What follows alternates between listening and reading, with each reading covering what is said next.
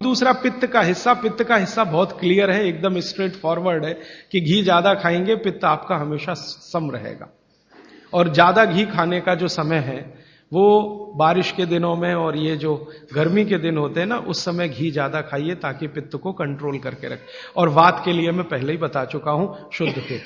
अभी ये जितनी बात है आप सोचो कितनी सरल है, बस हमें अपनी जीवन शैली में थोड़ा बदलाव करना है। जीवन शैली में बदलाव से पहले मन में संकल्प लेना है कि जी हम तो ऐसे ही चलेंगे, दुनिया जिधर जाए जाए हमें उससे मतलब नहीं, हम तो ऐसे चलेंगे। तो ये 3 चीजें अगर आपने देख ली तो बहुत अच्छा है। अब थोड़ा आगे चलें, अब और दूसरी चीजों पे मैं चलता हूं कि और कौन कौन सी चीजें हैं जो आपके आसपास हैं और आपके वात पित्त कफ तीनों को सम पे लाने में मदद कर सकती है। ये तीनों समभाग में रहें तो अच्छा होता है। और कौन कौन सी चीजें हैं? तो भागवती जी कहते हैं रसोई के बाहर जाने की जरूरत ही नहीं, सब वहीं है। भागवती जी ने एक सूत्र लिखा है, दुनिया का सबसे बड़ा औषधि केंद्र हमारा रसोई घर है। सबसे बड़ा औषधि केंद्र रसोई घर है। अब दुर्भाग्य से हम रसोई में जिनको मसाला कहते हैं ना, मसाला, वहां मसाला कुछ नहीं है, सब औषधि है। मसाले का और औषधि का अंतर मालूम है? ये मसाला तो शब्द ही भारत का नहीं है, पहले तो ये बता दूंगा। ये अरबिक शब्द है, फारसी से अरबी में आया, अरबी से हमारे घुस गया, हिंदी में और जगह जगह घुस गया। ये विदेशी आए तो ये शब्द भी आया। हिंदुस्तान में 17वीं 18वीं शताब्दी का साहित्य जब मैं पढ़ता हूं तो जब तक मुगलों का राज्य रहा तब तक मसाले शब्द का बहुत उपयोग है। मुगलों के राज्य के पहले एक भी जगह किसी भी शास्त्र में मसाला नहीं है। चरक संहिता पढ़ी मैंने, कहीं भी मसाला नहीं है उसमें। सुश्रुत में कहीं मसाला नहीं है, बागवट की कहीं मसाला नहीं है। पुराने जितने लेखक हुए हैं ना 10वीं शताब्दी के पहले के, कहीं भी किसी ने मसाले शब्द का इस्तेमाल ही नहीं किया। हर जगह है तो औषधि है, औषधि औषधि, जीरा औषधि, धनिया औषधि, ये औषधि के रूप में है। तो इनकी जो प्रॉपर्टीज हैं रसोई घर की औषधियों की, ये सब आपके चिकित्सा के लिए है। अब मुझे समझ में आता है कि हमारे पुराने जमाने की माताएं बहनें, जो हमारी दादी हैं, नानी हैं, उन्होंने अपनी अपनी बेटियों को जो कुछ सिखाया, सब्जी बनाना तो क्या क्या डालना, जीरा चाहिए, धनिया चाहिए, हींग चाहिए, मात्रा कितनी कितनी चाहिए, वो सब बड़े वैज्ञानिक और चिकित्सक लोग रहे होंगे। क्योंकि रोज हमारे शरीर में वात पित्त कफ की स्थिति सम और असम होती रहती है। आप जानते हैं सुबह जो है ना वात ज्यादा होता है शरीर में, सुबह सुबह, दोपहर को पित्त ज्यादा होता है, शाम को कफ ज्यादा होता है। तो ये पूरे 24 घंटे में ऊपर नीचे होता रहता है। तो 24 घंटे में जो वात पित्त कफ ऊपर नीचे होता रहता है, तो सब्जियों में उसी के हिसाब से औषधियां डाली जाती है। जैसे दोपहर की सब्जी बने, दोपहर की, तो मेरी दादी को मैंने देखा था कि दोपहर की सब्जी बनाएगी तो अजवाइन जरूर डालेगी उसमें, और वही सब्जी रात को बनाती थी तो अजवाइन नहीं डालती थी। तो एक दिन मैंने दादी से पूछा कि यही सब्जी दोपहर को मैंने खाई तो इसमें अजवाइन थी, शाम को खाई तो नहीं, क्यों? तो उसने उत्तर तो नहीं दिया। तो उसने कहा मेरी मां ने ऐसा सिखाया। बस बात खत्म हो गई। अब उस समय मैं भी मान लिया कि ठीक है, उसकी मां ने सिखाया। अब जब मैंने काम शुरू किया ये चिकित्सा पर, तब मेरे समझ में आया कि अजवाइन जो है पित्तनाशक है। घी के बाद, देशी गाय के घी के बाद जो सबसे ज्यादा पित्तनाशक दूसरी कोई चीज है तो वो अजवाइन है। और दोपहर को पित्त भड़कता है, आप जानते हैं, और वो स्वाभाविक है क्योंकि खाना खाने के लिए पित्त भड़कना ही चाहिए। तो उस समय अजवाइन डाली जाती है सब्जी में, क्योंकि दोपहर को ही शरीर को अजवाइन की जरूरत होती है पित्त को सम पे लाने के लिए। तो भारत में ज्यादातर माताएं बहनें ये बात जानती हैं कि दोपहर की सब्जी में अजवाइन चाहिए। दोपहर का दही है ना, दही का मट्ठा, उसमें भी अजवाइन का बघार लगता है। दोपहर की जितनी भी चीजें हैं ज्यादातर अजवाइन ग्रस्त होती हैं या अजवाइन से बनती हैं, क्योंकि पित्त को सम पे रखना है।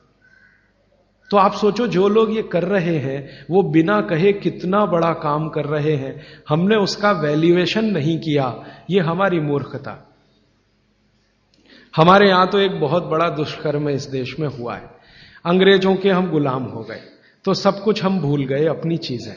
अंग्रेजों ने जो सिखाया वही हमें याद है। तो हम जीडीपी का कैलकुलेशन करते हैं अंग्रेजों के फॉर्मूले से। जीडीपी निकलता है इस देश का, ग्रॉस डोमेस्टिक प्रोडक्ट।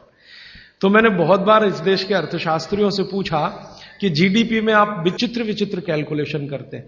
जैसे भारत की पुलिस है, उस पर जो खर्चा हो रहा है वो जीडीपी का हिस्सा है। अगर चोरियां बढ़ी, डकैतियां बढ़ी, तो पुलिस का खर्च बढ़ेगा तो जीडीपी बढ़ेगा। और प्रधानमंत्री छाती ठोक के कहेगा मेरे जमाने में जीडीपी 10% से ऊपर बढ़ गया। सो व्हाट, पुलिस का खर्च बढ़ गया, माने चोरियां बढ़ गई, डकैतियां बढ़ गई, अत्याचार बढ़ गए, अनाचार बढ़ गए, तो जीडीपी बढ़ गया, तो क्या बड़ी बात है। तो हमारे जो जीडीपी के कैलकुलेशन है बड़े विचित्र हैं। इसमें चोरी हो, डकैती हो, लूट मारी हो तो जीडीपी बढ़ेगा, लेकिन माताएं बहनें घर में जो करती रहती हैं वो जीडीपी में है ही नहीं, कैलकुलेशन ही नहीं है उसका। भारत सरकार कोई कैलकुलेशन नहीं करती कि किसी माँ ने 1 किलो पापड़ बना दिए तो जीडीपी बढ़ा कि नहीं, तो कहते हैं जी मालूम नहीं बढ़ा कि नहीं बढ़ा, क्योंकि कैलकुलेशन नहीं है। किसी माँ ने दाल की बड़ी बना दी, 5 किलो दाल की, तो जीडीपी बढ़ा कि नहीं बढ़ा। आपका मन क्या कहता है, बुद्धि क्या कहती है, बढ़ा कि नहीं बढ़ा।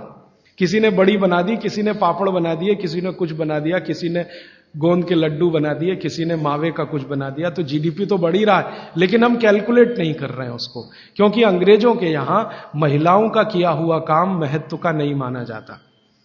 अंग्रेजों के यहां ये जो अंग्रेज जात है ना दुनिया में, ये महिलाओं के किए हुए काम को काम ही नहीं मानती। आपको मालूम है 2000 साल यूरोप में महिलाओं को पुरुषों से हमेशा कम वेतन मिलता रहा, और आज भी है ये कई देशों में। वो मानते ही नहीं कि इनका कोई काम है। क्यों? वो महिलाओं में आत्मा नहीं मानते।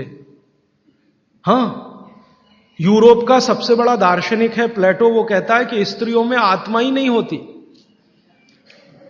आत्मा सिर्फ पुरुषों में होती है। तो स्त्री जो करे वो बेकार है, पुरुष जो करे वो ही अच्छा है। तो उनके यहां से ये कैलकुलेशन हमारे यहां आ गया कि स्त्री कुछ भी करे तो काम ही का नहीं। तो अंग्रेजों का 200-250 साल जो राज चल गया, उसमें हम सब के दिमाग खत्म हो गए, सोचना विचारना बंद हो गया, तो हमने भी वही मान लिया। मैं अब इसको बदलना चाहता हूं, और मैं ये समझना चाहता हूं और समझाना चाहता हूं कि स्त्रियां जो कर रही हैं वो किसी डॉक्टर से कम नहीं है। बस अंतर इतना है कि डॉक्टर को आप फीस देकर उससे एडवाइस ले रहे हैं, हमारी दादी नानी फोकट में वही एडवाइस दे रही है, धनिया खाओ, जीरा खाओ और ये अजवाइन खाओ, आपके पेट की गैस खत्म हो जाएगी। और ये 3500 साल से वैसे का वैसा ही है, अजवाइन खाओ तो गैस खत्म होती ही है। कभी भी आप करके देख लो। आप में से किसी को भी बहुत गैस बनती हो, पेट में एसिडिटी की तकलीफ हो, आज से शुरू कर दो। आप खाना खाया तो उसमें ध्यान रखो अजवाइन ज्यादा रहे, दाल में, सब्जी में, वगैरह वगैरह। और अगर नहीं कर पा रहे हैं तो खाना खत्म करते ही थोड़ी अजवाइन खा लो।